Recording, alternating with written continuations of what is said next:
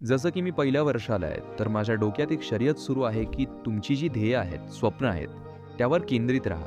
तर जसं की जर मी रिलेशनशिपमध्ये गेलो, तर मला तिथं जास्त वेळ द्यावा लागेल.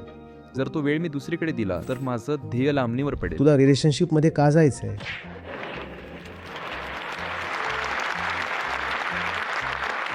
मी नाही म्हणत नाहीये, मी फक्त विचारतोय.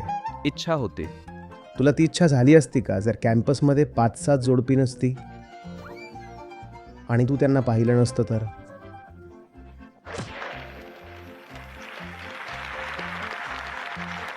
पण सर, हो किंवा नाही सांग.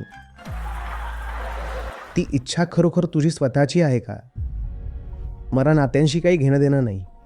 मुलगा आहेस, कुणा मुलीसोबत फिरत असशील किंवा कोणासोबतही फिरत असशील, माणूस आहेस, तुझी मर्जी आहे, तुला जे करायचंय ते कर. पण मुद्दा हा आहे की ती खरोखर तुझी मर्जी आहे का, की फक्त एक चलन आहे किंवा इतरांच्या नजरेत स्वतःला वर दाखवण्यासाठी ते एक स्टेटस सिम्बॉल आहे. आणि आपलं तर सर्व काही इतरांच्या नजरेतच असतं. मी फक्त विचारतोय. पहिलं वर्ष आहे, अनेकांना तर अजून धड दाढी मिशा सुद्धा फुटलेल्या नसतात.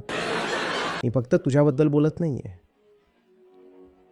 हा विचार इतका प्रबळ कसा होतो की आयुष्यात एक मुलगी असायलाच हवी, आणि जर हे फक्त एखादा बॉक्स पिक करण्यासाठी केलं जाणारं काम असेल की हो आयुष्यात गर्लफ्रेंड सुद्धा आली तर तुमचं नातं सुद्धा कसं असेल, काहीच नाही.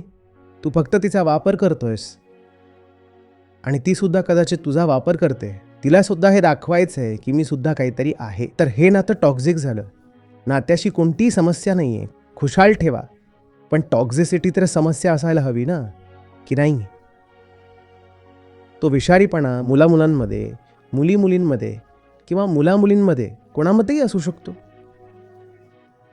पहिलं प्रेम नेहमी स्वतःच्या सत्याशी असायला हवं, कारण जगायचं तर स्वतःसोबतच आहे ना. तुझ्या आयुष्यात कोणीही येण्यापूर्वी तू स्वतः आलायस का? हो किंवा नाही? हे आहे, ते आहे, ती आहे, पण त्या सर्वांच्या आधी मी आहे. जर मी स्वतःवरच प्रेम करत नसीन तर मी दुसऱ्या कुणावर काय प्रेम करणार?